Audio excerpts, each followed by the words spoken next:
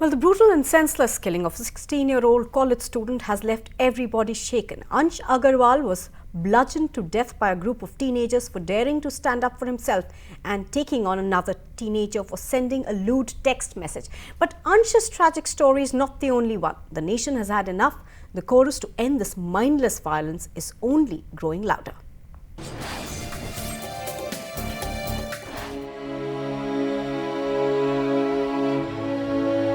Ansh Agarwal's family and friends in deep shock over his brutal murder.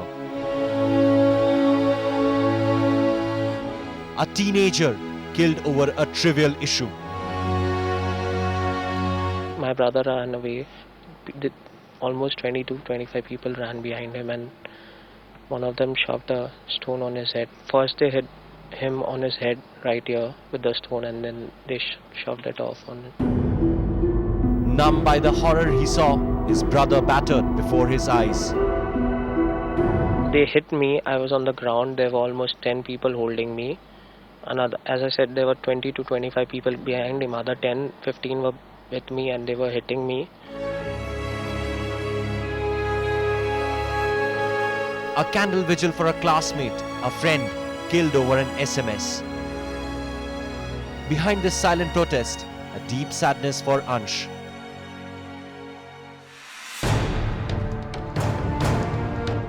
What's most shocking, the attackers were also teenagers.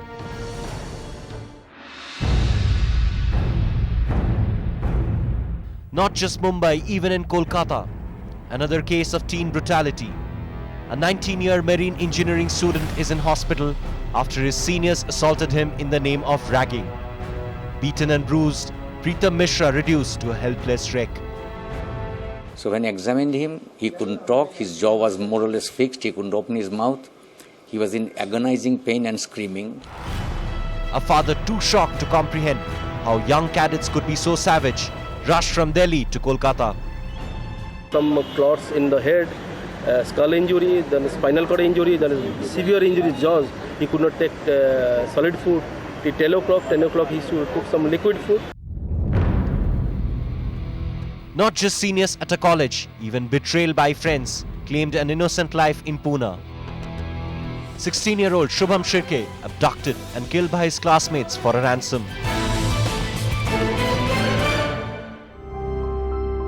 In Mumbai, Ansh losing his life over an SMS.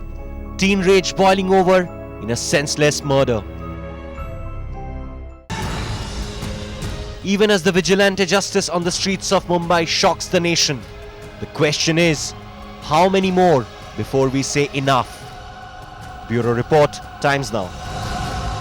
Well, Paulomi now joins me live from Mumbai on this story. Paulomi, this senseless instance of teen rage, what's even more makes it worse rather is the fact that these teenagers did not hit him.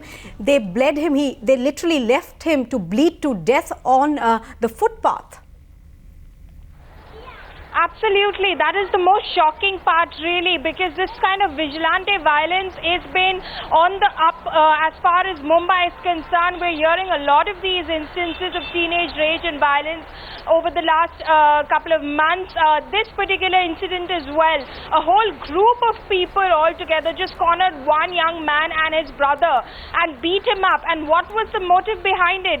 And a sort of war of words really, just what the victim in this particular case, Ansh Agarwal, had against this boy was that his friend, his female friend, had received some sort of lewd messages from this boy. This boy apparently enraged over the fact that Ansh, when he went to confront him at his residence, when he didn't find him over there, he probably said something abusive to his mother who was at home at that point of time. So just an exchange of words of this nature, a scuffle of sorts, and this is what it ended up being. Basically, Ansh was bludgeoned to death almost over there and left to bleed, with his brother, who was obviously beaten up himself and in a state of shock himself, not to have responded instantly in order to pick up Ansh and take him to a hospital. Though unfortunately he told reporters that while he was on his way to the hospital, he knew that his brother was no more.